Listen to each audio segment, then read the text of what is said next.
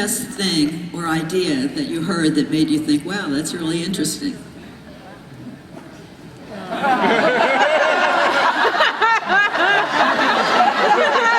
I had an interesting idea. You want to hear my interesting idea to save America's energy policy? Okay. Tell me, this has got to work. This has got to, okay. We have two great new fuel sources. We have hydrogen fuel and we have solar power, right?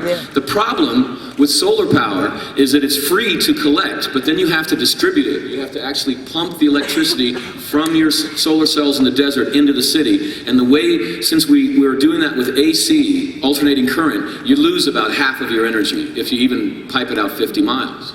And that is why solar power has not really taken off, and that's why it's really only suited right now for homes, where you don't have to transport the energy, right? So that's a big problem. Hydrogen, on the other hand, is very simple to make. The only thing that you need to make hydrogen is a glass of water and some electricity, quite a lot of electricity. And you put the two wires into the glass of water, and you pump your electricity through it, and just collect the hydrogen gas, and that's it. The problem is it takes more energy to do that than you get out of the hydrogen at the end. Now my idea is, what if we combine these two and put massive solar fields out in the desert, connect that electricity into a big vat of water out in the desert, create your hydrogen for free out in the desert, drive a car in every month, outload your hydrogen and take it into the city, man. In a hydrogen car for free. I'm not a scientist, man. I just watch the Science Channel. This is not that hard. We can do this. Ladies and gentlemen, I present James Marsters with the Energy Vitamin Water. Thank you for all your research and your time. It's very good. It's not even that smart, you know? I mean, it's smart. That's the smartest. Yeah. Kind of sounded pretty good. That's my interesting idea. I liked it. I was really actually listening to you. I did not laugh during that. I was like, I would love for someone to tell me why we haven't been doing that for the last 40 years. It's Brainiac. Using it for good.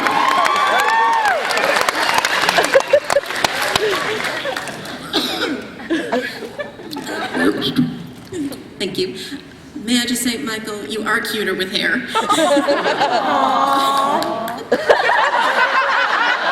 didn't know that was. Oh. No, that's not my question. Thank you. That's nice to have something to actually pull when you're upset. You're like, oh, yeah. My question is, considering all of the ideas out there right now, would you want to continue in the comic book, sci-fi, fantasy genre, or do you want to do something completely different? This goes for either one of you. Mm-hmm. The reason I left the show really wasn't because I didn't want to do Lex anymore. It was I wanted to be challenged more. I like to do different roles. I'm a comedian. Me in front of the set every day before we shoot, I would do like a little stand-up routine. Everybody would be laughing and be joking around, and that's kind of who I am. So it's not that I just want to go to comedy. I just want to explore, other areas and just be challenged a little more. So I think I had done all I can with Lex. So there was nothing really left to do. So that's for me. Yeah, and I think most actors, most artists in general, we like to have different things to do. We don't want to do one thing forever. Personally, I love science fiction and fantasy stuff. Those are the kind of movies I actually go out to watch. So I'm very happy doing that kind of stuff. But it's also really wonderful to go out and do something naturalistic and kind of stretch those muscles too. You know what I mean? Yeah, but I think that for me, fantasy is kind of like being the jester in like a medieval court, right? Because only the jester could call the king an idiot. He was the only one, but he did it with a joke. And for that reason, it was said that the court, if a court has a good fool, it's a good court. And so I feel like when you're in sci-fi, you can just nail the political establishment, you can nail all the powerful people, and at the end of the day, oh, no, it's just Superman. We're talking about kryptonite, man. Love that. You're welcome. Thank you. My question is for Michael. It's about leaving the show, and I know, like you just said, you said yesterday, a lot of why you left the show is because you want to branch out as an actor. You want to go towards different things, but it's just my opinion. I haven't enjoyed the direction the show has taken. It feels like it's become more about novelty and less about story. And I wondered if you, if any of that might have had something to do, if you shared that, if that might have had something to do with why you left the show, or even just for both of you, if you ever encountered something from the episodes of your character, you're like, that really just came out of left field. Why are they doing this? There's a lot of things that came out. Wow, that's kind of a tough question.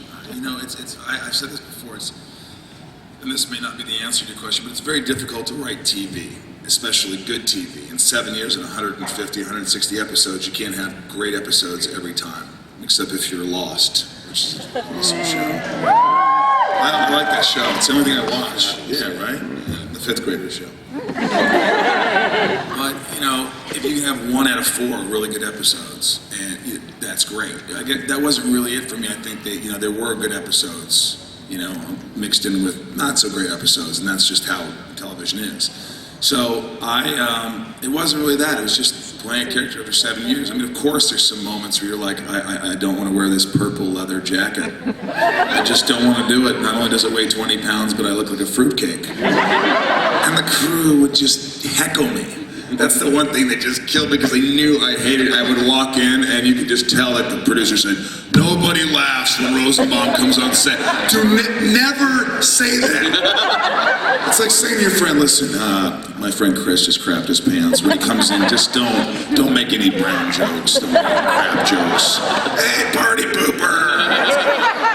So it was just, you know, I did not answer your question, but I think you get the gist. And plus, you know, really, even if there is some of that stuff more gimmicky than really character development, my sense is your stuff was usually the meat, you know? Like your storyline always had gravitas, you know? Yeah. It didn't go into all of those gimmicks, you know what I mean? So That's true. I got lucky. I think, like you said, I think Lex was written pretty well over the years. And even if it was a B story, a C story, it was something interesting. We made it interesting, so. It's like you had your own serious movie in the middle of the other stuff. Right, there's a lot of fluff going on and a little pageant with girls and, you know, and then there's Lex going, oh, how do I kill people? How do I take over Daddy's plan? Yeah, so you're right, that's true. I remember this is one of my favorite moments. I was injecting you with some kind of primary colored fluid.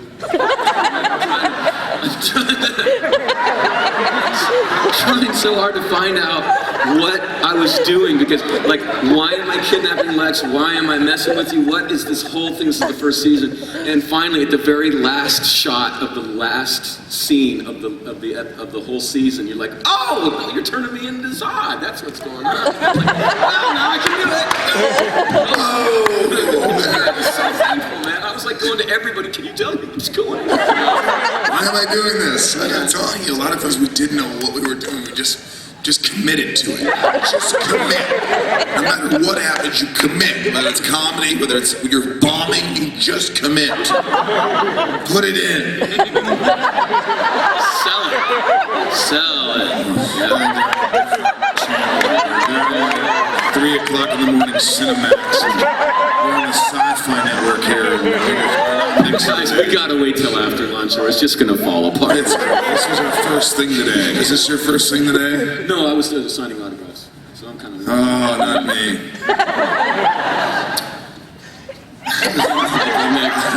I just woke up. Okay, who's next?